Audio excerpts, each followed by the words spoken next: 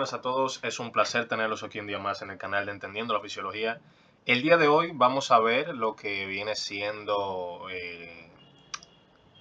en el módulo de farmacología, ya lo que les había prometido desde el video pasado, que eran los fármacos hematológicos. Realmente en aquel video me parece que puse hematopoyéticos, pero realmente están incluidos dentro de los hematológicos, porque realmente no solamente fármacos para la hematopoiesis, sino que tenemos un montón de fármacos para distintas funciones que quizás ya muchos de ustedes se esperan o conocen algunos de los que mencionaremos. La bibliografía es Brennan Stevens, Farmacología Básica, y nada, vamos a empezar. Vamos a ver todas estas familias de fármacos. Esas son todas las familias que veremos el día de hoy. Veremos anticoagulantes, antiagregantes plaquetarios, que sí, no es lo mismo que un anticoagulante. Veremos fibrinolíticos, antifibrinolíticos, estimulantes hematopoyéticos y agentes hemostásicos. Entonces, vamos a empezar con los anticoagulantes. Si tuviéramos que definirlo brevemente, es tal cual como su palabra, su nombre indica. Son fármacos que buscan evitar la coagulación. Entonces, hay que saberlos diferenciar con algo que muchas veces se dice indiscriminadamente como que es lo mismo y no lo es. No es lo mismo anticoagular que eliminar un coágulo. Me explico. Si ya tenemos coágulos formados y nos dan anticoagulantes, esos anticoagulantes no son para quitar el coágulo que está ahí porque ya ese coágulo está formado. Ese anticoagulante va a fomentar que no se formen nuevos coágulos y que ese que ya se formó no siga creciendo, porque si los coágulos crecen, entonces ese coágulo no va a crecer más como lo haría si no estamos anticoagulados. O sea, al estar anticoagulados no crecería tanto como al no estarlo. Entonces, eso es lo que buscan los anticoagulantes. Evitar el crecimiento de coágulos y la formación de nuevos. Pero ya lo que está y no son los anticoagulantes lo que van a resolver ese problema. Esos serían otros grupos de fármacos. Se utilizan de manera profiláctica para evitar la trombosis venosa profunda, embolias pulmonares y eventos embólicos a raíz de fibrilaciones auriculares. Entonces, como ya dije, son fármacos que buscan la prevención de la formación de coágulos, o si ya hay uno formado, evitar que éste crezca. Entonces, vamos a tener una gran familia de fármacos, o sea, variedad de fármacos realmente dentro de varias familias. Vamos a empezar por estas, las heparinas, las conocidas heparinas. Son bastante útiles, realmente bien acatadas por profesionales de salud. Estas tienen la función de activar o potenciar, son inductores de la enzima antitrombina 3, que la enzima antitrombina 3 tiene como función la inactivación del factor 10 activo. Y por su parte, la misma heparina, pues inactiva a la trombina. Entonces, pero a raíz de su unión a la antitrombina 3. No lo hace de manera directa. La heparina no va e inhibe el factor 10 y a la trombina, que es el factor 2. No. Las heparinas necesitan la antitrombina 3 para funcionar. Si no hay antitrombina 3, no hay trabajo para heparinas. Ojo con eso.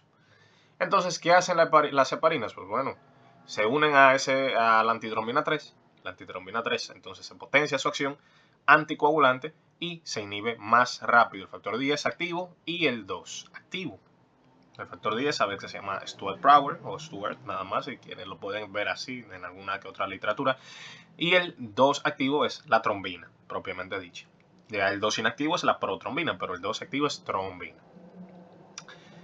Como todos los anticoagulantes y también los antiagregantes, vamos a ver que estos fármacos como efecto adverso común van a hacer que puede haber hemorragia, porque obviamente la coagulación es el efecto para tratar de contrarrestar la hemorragia. Entonces, si anticoagulamos, pues, ¿qué vamos a esperar? Puede haber riesgo de sangrado.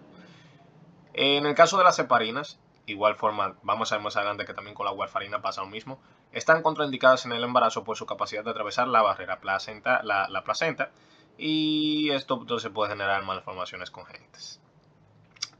Un dato curioso sobre las heparinas, y que no es tan curioso, realmente es muy importante, es que las heparinas tienen una farmacodinamia igual. Actúan de la misma forma. No importa cuál heparina estamos hablando, va a actuar de la misma forma.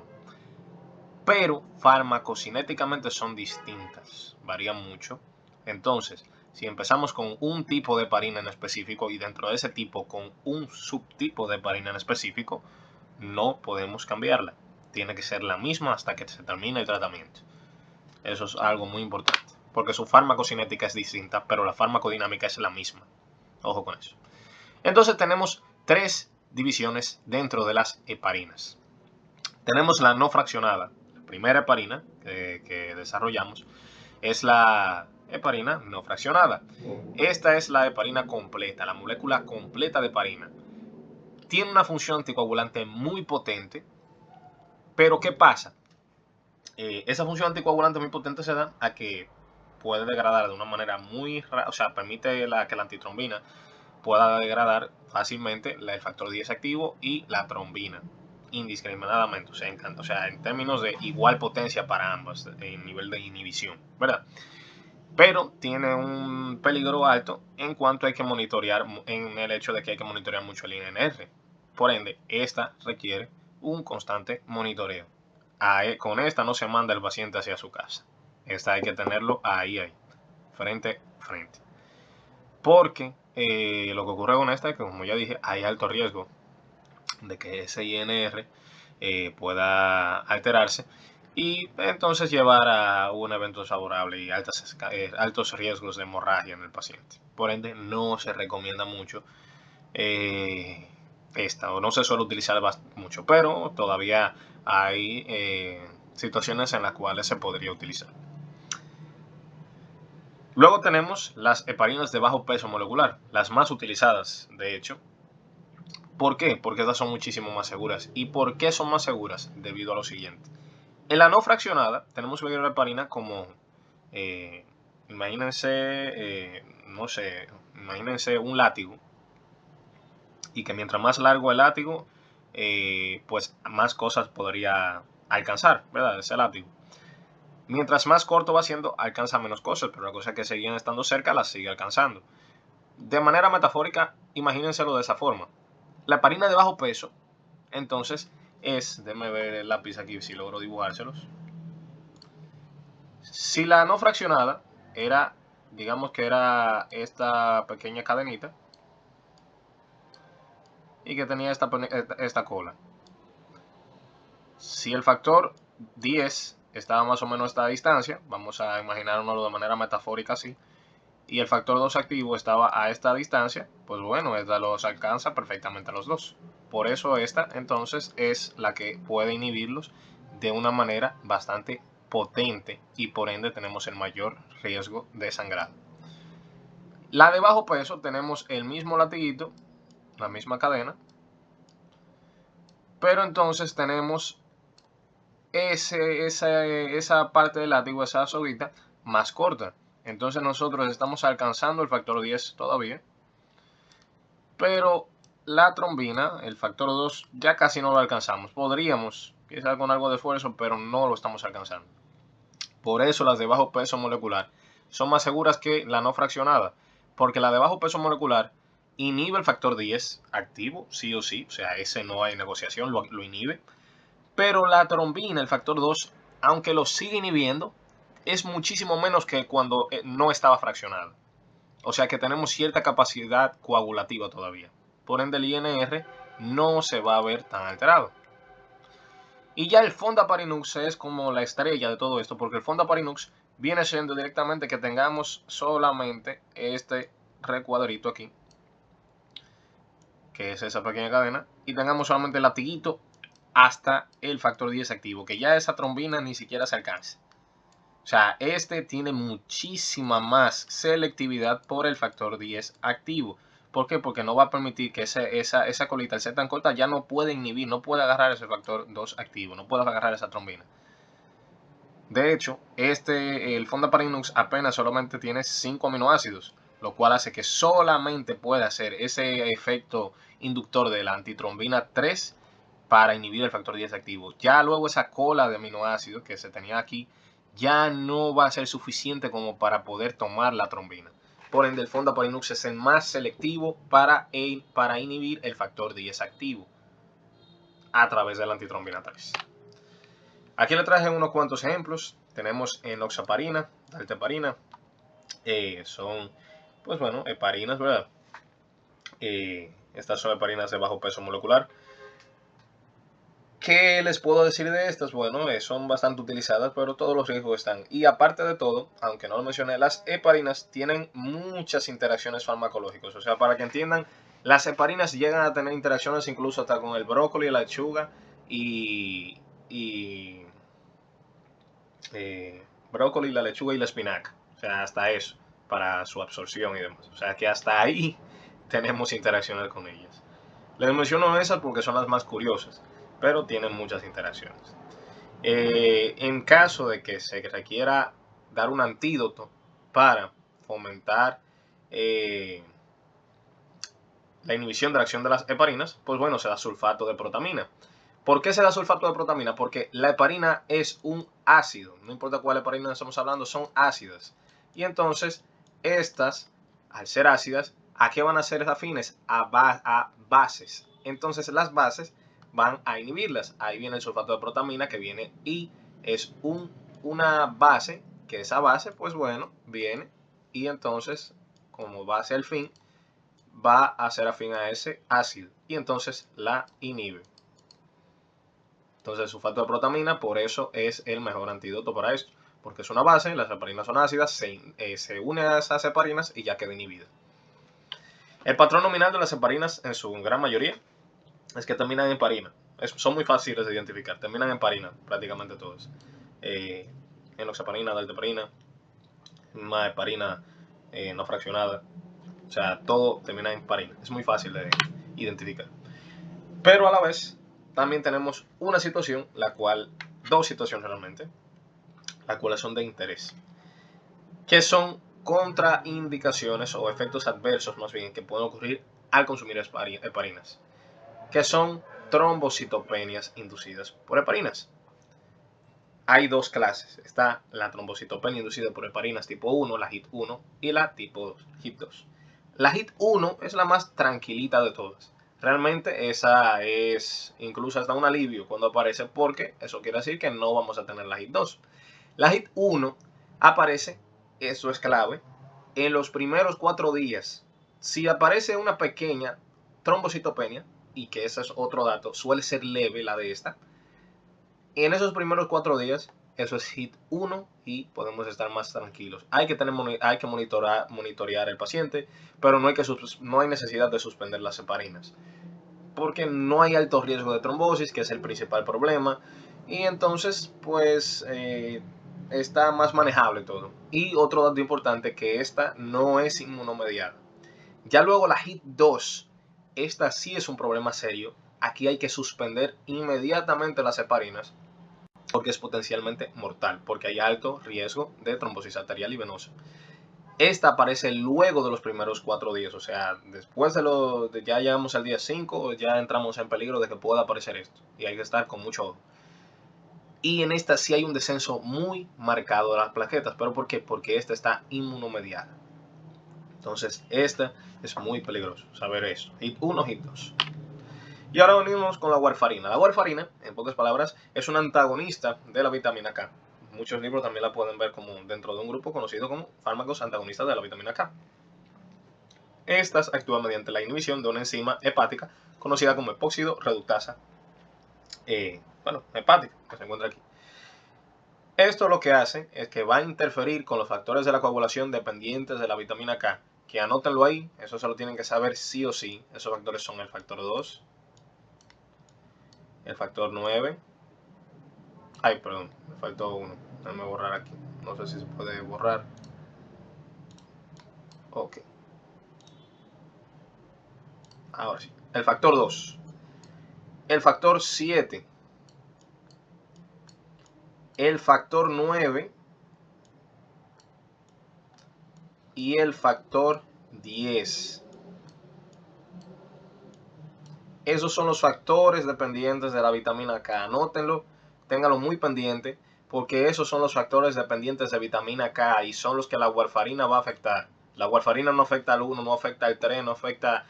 La warfarina no afecta a ninguno de esos. La warfarina afecta al 2, 7, 9, 10. A esos afecta la warfarina, porque son los dependientes de vitamina K. Pero ¿qué pasa? También la warfarina afecta a otros dos señores que realmente no querríamos afectarlos, pero es uno de los efectos de la warfarina. Y es que afecta a la proteína C y a la proteína S.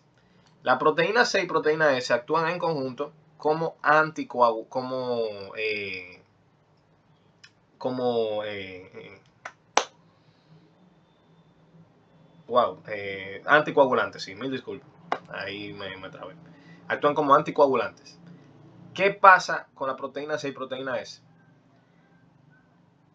Y con los demás factores de la coagulación, los dependientes de vitamina K, de que la warfarina no se da para un efecto rápido. La warfarina actúa o los efectos de la warfarina más bien, se ven al cabo de varios días, aproximadamente al cabo de las próximas 50 horas después de su administración. ¿Y por qué esto? Por lo siguiente, no es como tal que la warfarina no ejerza su efecto rápido, lo ejerce, que es inhibir la epóxido reductasa hepática y por ende la síntesis de los factores de la coagulación dependientes de vitamina K. ¿Qué ocurre? Lo que ocurre es que es como que tengamos una fábrica de camisas y decidimos ya cerrar la fábrica. Ya la fábrica no va a hacer más camisas, ya la fábrica no las va a hacer, pero dentro de lo que cabe, aunque ya la fábrica no lo va a hacer, tenemos 1000 camisas todavía que ya se habían fabricado, tenemos que venderlas, la ponemos ahí en liquidación y se venden todas. Hasta que no se vendan todas, en la tienda de las camisas siga habiendo producto. Tenemos que agotar el producto para que ya ese cierre en la producción se note. Así mismo ocurre aquí en el cuerpo. La warfarina, aunque cierre la fábrica de esos factores de la coagulación dependientes de vitamina K, hay muchos en el mercado que ya salieron. O sea, hay muchos factores de esos que ya estaban en la circulación. Tenemos que agotarlos. Tienen que pasar su tiempo de vida. Y entonces hay factores de la coagulación como el 2 que duran 50 horas, que es el que más dura, de hecho. Entonces, por eso, ese efecto de la warfarina no se va a evidenciar en el primer día y probablemente quizás en el segundo tampoco. Entonces, por eso es importante. Ahora, ¿a qué viene la proteína C y la proteína S en todo esto? Que la proteína C tiene aproximadamente un tiempo de vida media de 6 horas. Un tiempo de vida, perdón, de 6 horas. ¿Eso a qué equivale? A que esos factores anticoagulantes se van a acabar antes que los coagulantes, y esos proteína C y proteína S son anticoagulantes naturales en nuestro cuerpo para tratar de evitar estados de hipercoagulabilidad en nuestro cuerpo. Entonces, si dejamos de fabricarlos y ellos son los que se van a agotar primero, ¿qué ustedes piensan que va a ocurrir? Vamos a tener los factores de la coagulación restantes a rienda suelta a que puedan coagular todo lo que quieran, porque ya lo que endógenamente los inhibía no va a estar presente. Entonces podemos tener un estado de hipercoagulabilidad momentáneo, por lo cual la warfarina no se puede administrar sola, se tiene que administrar con otro anticoagulante temporal, una heparina por ejemplo, para evitar este fenómeno. Y por ende también, si se quería evitar la coagulación de una manera rápida, también se debería utilizar. Y ya la warfarina como un fármaco de mantenimiento. Porque esta hipercoagulabilidad que se puede tener momentáneamente puede generar necrosis cutánea.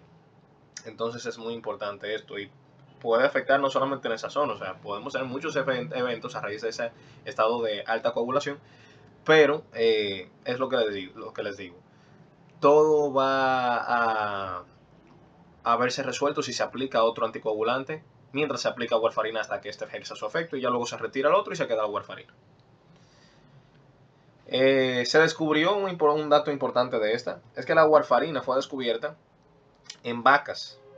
Habían vacas que comían un trébol dulce y veían que estas vacas pues tenían mucho sangrado y demás y que sangraban mucho, como que no estuvieran coaguladas, en pocas palabras.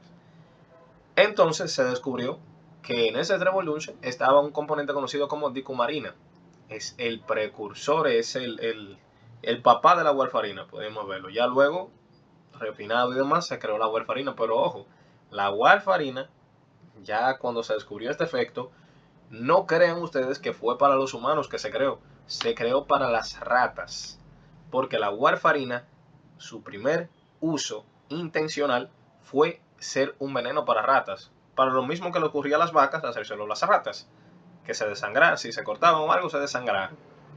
Y obvio, era útil, porque lo hacía. Ya luego, a raíz de esto, se ideó formular dosificaciones y composiciones de la misma warfarina para que fuera apta para utilizar en humanos. Y aquí la que utilizamos en nuestro día a día, la warfarina ya apta para el uso médico. Aquí está lo que mencionaba de la necrosis cutánea por su afectación a la proteína C y proteína S. Y también, al igual que la heparina, se contraindica en el embarazo. ¿Cuáles podemos ver? Pues bueno, warfarina, acenocumarol, pero en esencia siempre le van a mencionar warfarina.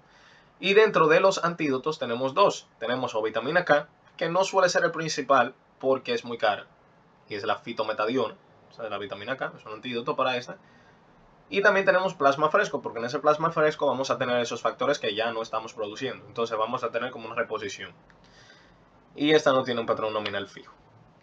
Ahora vamos con los inhibidores directos del factor 10, el factor Stewart.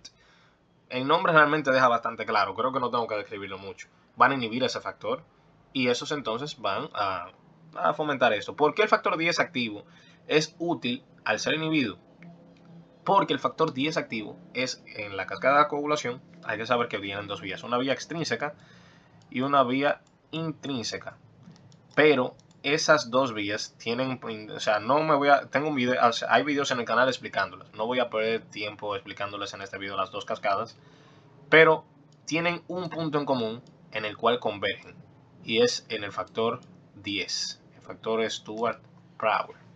Ese factor es lo que da origen a la vía común, que es lo que lleva al final de la cascada de coagulación.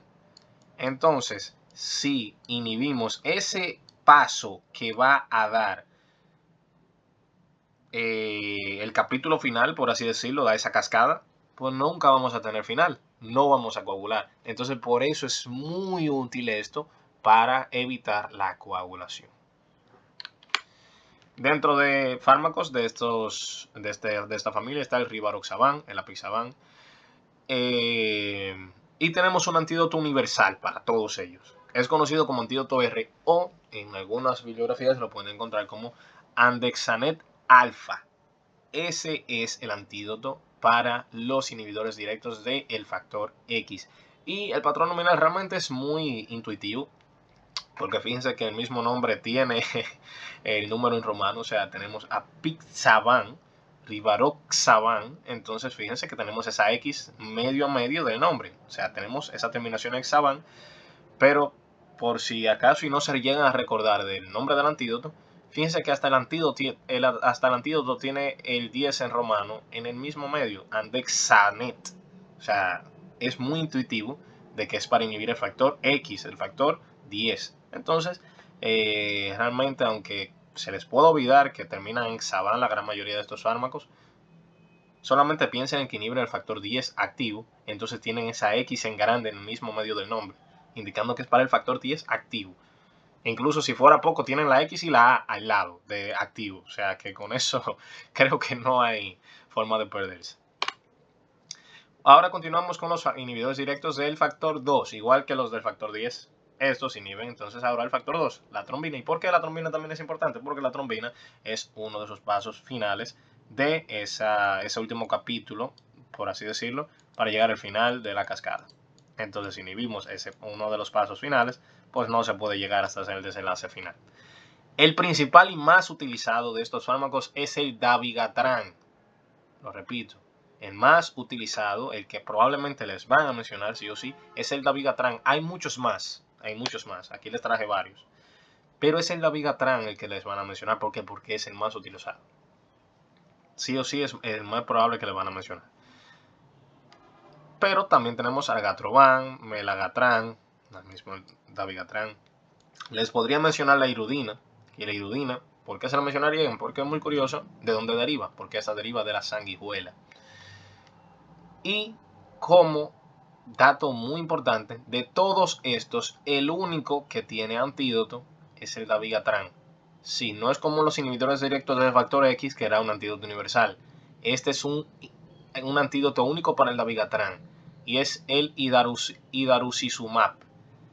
¿Por qué es único para el dabigatran? Porque esto es un anticuerpo monoclonal dirigido hacia el dabigatran. O sea, es esa terapia personalizada para la enfermedad en términos de lo que son los anticuerpos monoclonales, ¿verdad? Este está dirigido al dabigatran, entonces va solamente a inhibir el dabigatran, no el argotroban ni el melagatran, solamente a dabigatran. El patrón nominal de estos es que terminan en gatran, aunque puede variar. Por ejemplo, miren la hipodina. Y ahora vamos con los antiagregantes plaquetarios.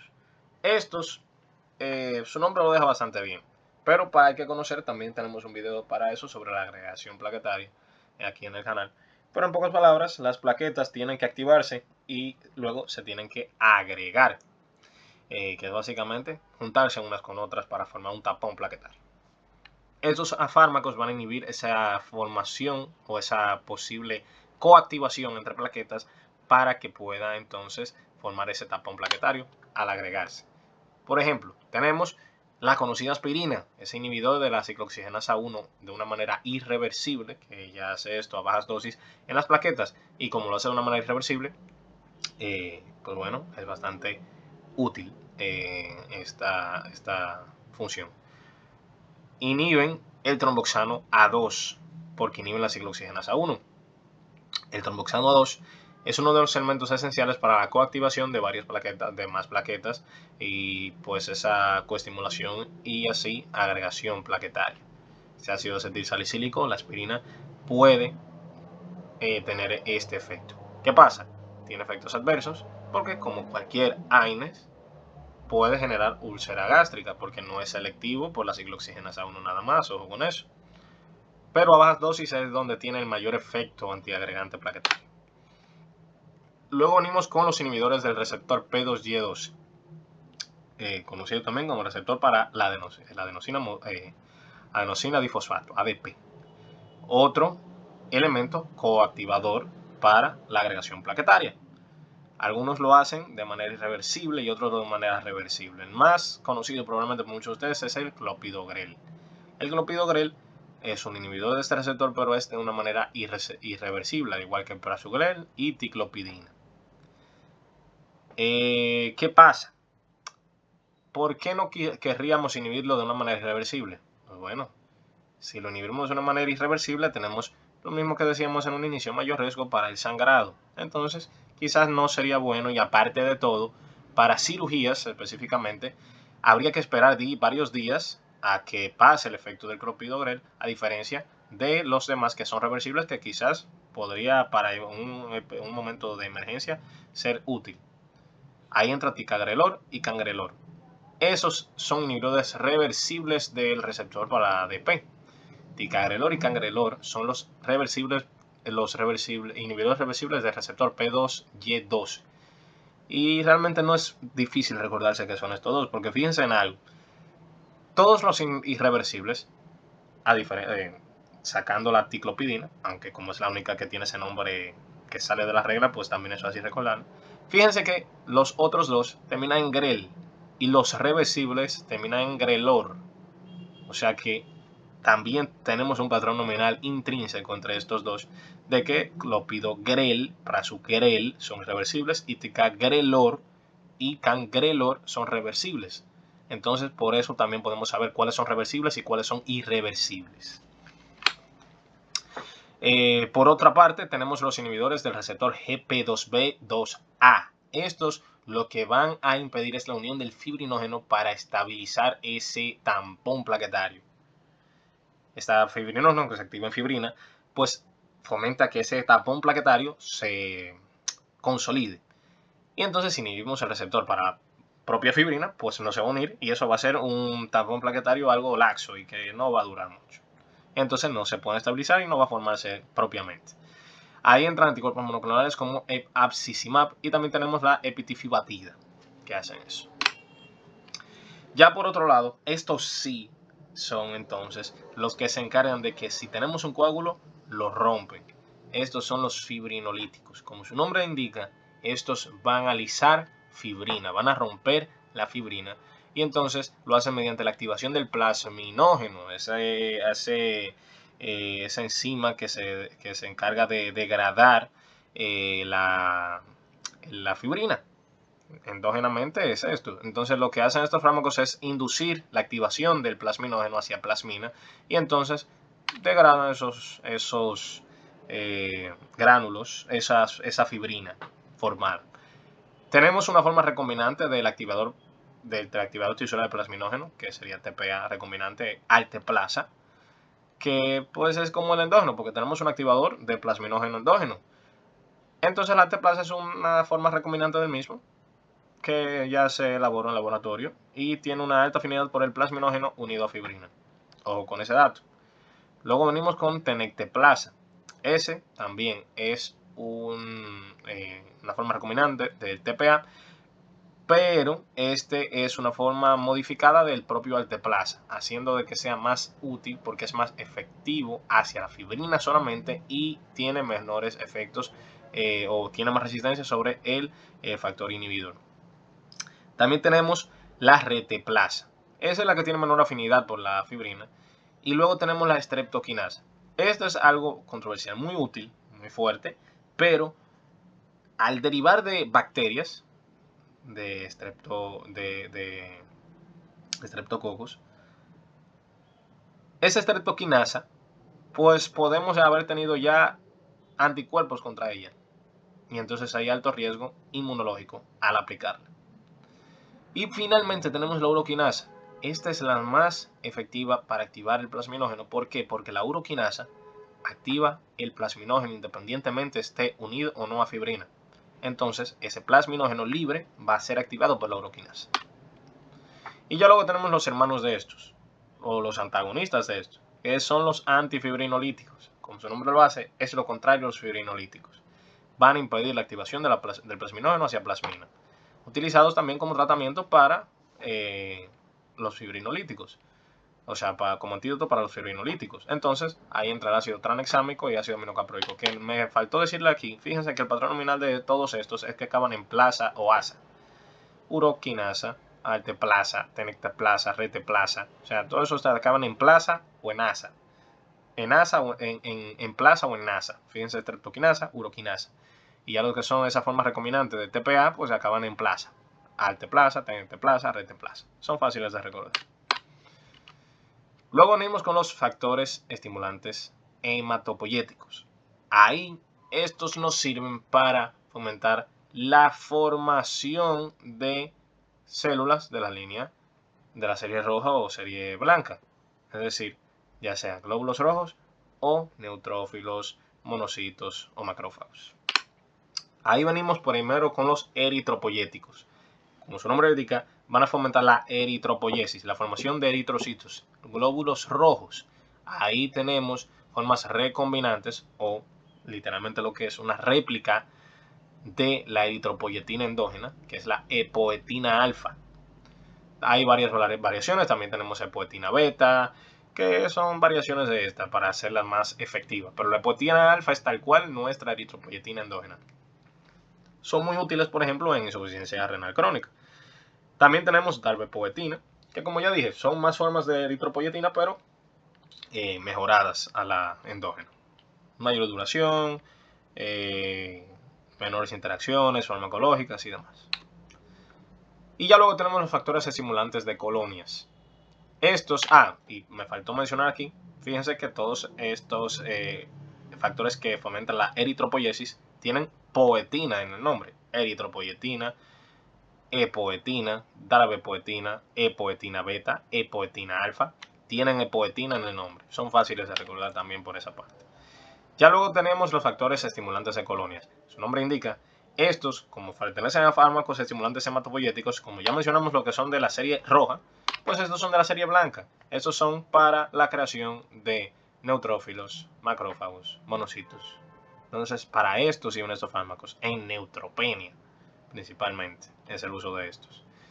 Ahí tenemos fármacos como filgrastim, que es para neutrófilos específicamente, también pegfilgrastim, que es de neutrófilos, y sargramostim, que es de macrófagos, neutrófilos y monocitos. Ahí tenemos que tener eso claro, Claro, porque si nos mencionan que es un fármaco que fomenta la producción de macrófagos, inmediatamente nos dicen macrófagos, no podemos decir ninguno de los filgrastim ni pegfilgrastim, es salgrastrim porque es el que tiene los macrófagos incluidos. Fíjense que el patrón nominal también de este es muy evidente. Tienen gras en todos el nombre. Eso termina en grastim. Pero en el caso de este que tiene gramostim, pues entonces, ¿verdad? Tienen gra en el medio del nombre. Sargra, pegfilgra, filgra. Entonces ya la parte de la terminación pues, puede variar porque tenemos gramostim. Pero termina en tin también. Pero fíjense en el gra, de granulocito. Ahí es fácil recordar. Y finalmente tenemos los agentes hemostásicos. Si se prestaron bastante atención, van a darse cuenta que ya los hemos mencionado todo el tiempo, porque son los antídotos de algunos de los fármacos que mencionamos, porque son agentes que van a fomentar la hemostasis. Es decir, van a fomentar la coagulación. Ahí entra la vitamina K para tratar a la warfarina cuando tenemos sobredosis de la misma o queremos ya quitar el efecto de esta coagulabilidad. Que otro dato curioso, en la warfarina también, como mucho tarda para entrar su efecto, mucho tarda para salir su efecto, porque tenemos que fabricar otra vez en nuestra fábrica hepática todos esos factores de la coagulación que ella había inhibido. Entonces, así mismo como dura sus 2-3 días para entrar en efecto, duramos sus 2 o 3 días para volver a la normalidad. Y también tenemos los factores de coagulación. Ahí entra el plasma fresco que se administraba también por el uso de warfarina para tratar.